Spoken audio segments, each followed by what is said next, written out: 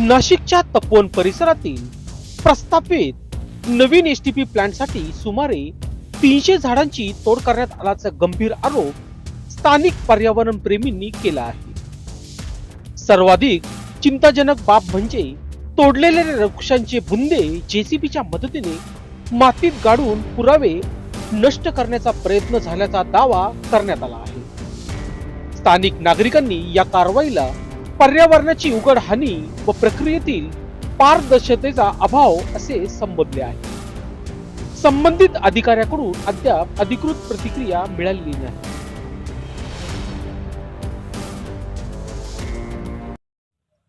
तिथे झाडांची कत्तल झालेली आहे। आता 300-350 आकडा ते सांगतात ते। तर त्यांनी म्हणजे एसटीपी होऊ नये असं काही आम्हाला वाटत नव्हतं, एसटीपी पाहिजेच आम्हाला, पण आम्ही पहिल्यापासून आमची ही मागणी होती का तुम्ही जेव्हा करताय आणि एवढी झाडं कट होणार आहे याची आम्हाला त्यांनी कल्पना दिली नव्हती। आणि आम्ही पहिल्यापासून एक मागणी केलेली आहे की तुम्ही पर्यावरण प्रेमी आणि तर तिथे आम्ही जॉईंट सर्वे करा। समजा तिथे जॉईंट सर्वे झाला असता तर एवढ्या झाडांची कत्तल झाली नसती, तर ती आपल्याला टाळता आली असती।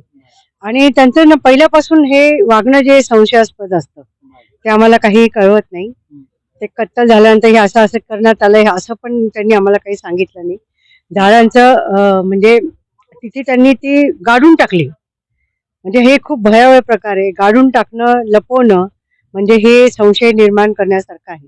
आणि यांच्या प्रत्येक स्टेप ह्या पहिल्यापासून या संशयास्पद आहेत। आम्ही त्यांना पहिल्यापासून सांगतो तुम्ही पर्यावरण प्रेमीला बरोबर घेऊन चाला, कारण की नाशिकचा विकास व्हावा हे आम्हालाही वाटत असतं। आम्ही नाशिककर आहोत, ते नाशिककर असतील असं काही नाही, ते बाहेरून आलेले असतात। आम्ही नाशिककर आहे, त्यामुळे आम्हाला नाशिकच्या विकासाची आम्हाला चिंता आहे। यांना फक्त कशाची चिंता आहे मी आता काही म्हणत नाहीये, काय चिंता करायची त्यांनी करावी, पण त्यांनी नाशिकचा अशा आतापर्यंत तुम्ही जर पाहाल तर श्रीयुत भदाने जे आहेत त्यांचं तुम्ही रेकॉर्ड पाहाल, जेव्हापासून त्यांची इथे गार्डन अधीक्षक म्हणून जी नियुक्ती झालेली आहे तर त्यांनी किती झाडांना परमिशन दिलेली आहे कापायची।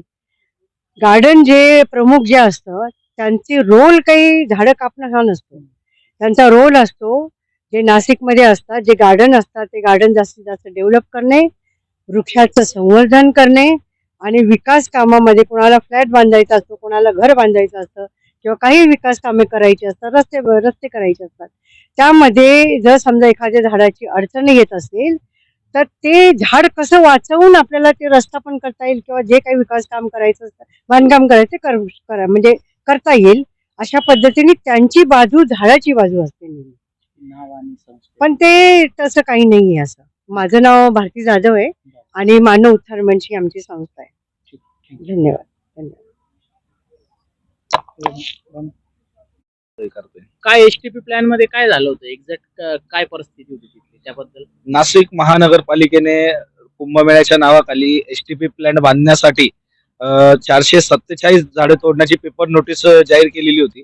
सदर पेपर नोटीसच्या अनुषंगाने आम्ही त्याच्या हरकती नोंदवल्या होत्या आणि सदर हरकतीवर कोणत्याही प्रकारे सुनवाई न घेता नाशिक महानगरपालिकेने आम्हाला झाडं तोडण्यास परवानगी दिली आणि नंतर ज्यावेळेस आम्हाला समजले की झाडे तोडता आहे त्यावेळेस आम्ही आत्मदानाचा इशारा दिलेला होता व त्यावेळेस नाशिक महानगरपालिकेच्या ज्या करिश्मा नायर मॅडम आहे यांनी पोलिसांमार्फत मला त्यांच्या कार्यालयात बोलवलं आणि मला धमक्या दिल्या का तुम्ही आमच्या कामात अडथळा आणू नका, तुमच्यावर गुन्हे दाखल करू, तुम्हाला जेलला टाकू, अशा प्रकारे आम्हाला धमक्या देण्यात आलेल्या आहे।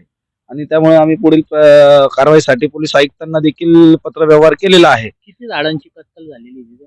आतापर्यंत तिथे 300च्या वरती झाडांची कत्तल झालेली आहे। नाव सांगा। माझं नाव अनिकेत निकाळे। सगळं नाशिक। माझं नाव वैभव अशोक तांबे। मी उद्योग व्यवसायानिमित्त पुण्याला शिफ्ट झालो 10-15 वर्षापूर्वी, पण माझा जन्म, माझी सगळी फॅमिली नाशिकला आहे। आमचं लहानपण सगळं या तपोवन पंचवटी परिसरात गेलंय। आता ही वृक्षतोडीची बातमी ऐकून खूप म्हणजे मनापासून यातना झाल्या की एक 5-10 मिनिट तरी वेळात वेळ काढून कामात सोडून याला सपोर्ट म्हणून इथं उपस्थिती लाभावी किंवा यावं असं वाटलं तळमळीने, म्हणून इथे आलोय। माझी शासनाला मनापासून कळकळीची विनंती, हात जोडून विनंती आहे की नका ऱ्हास करू याचा। हे आमच्यासाठी खूप महत्वाचा आणि जीवन संजीवनी देणारा परिसर आहे। आमची हात जोडून विनंती, याचा पुनर्विचार करण्यात यावा. लोकशास्त्र न्यूज साठी नाशिक प्रतिनिधी लक्ष्मीकांत निकम.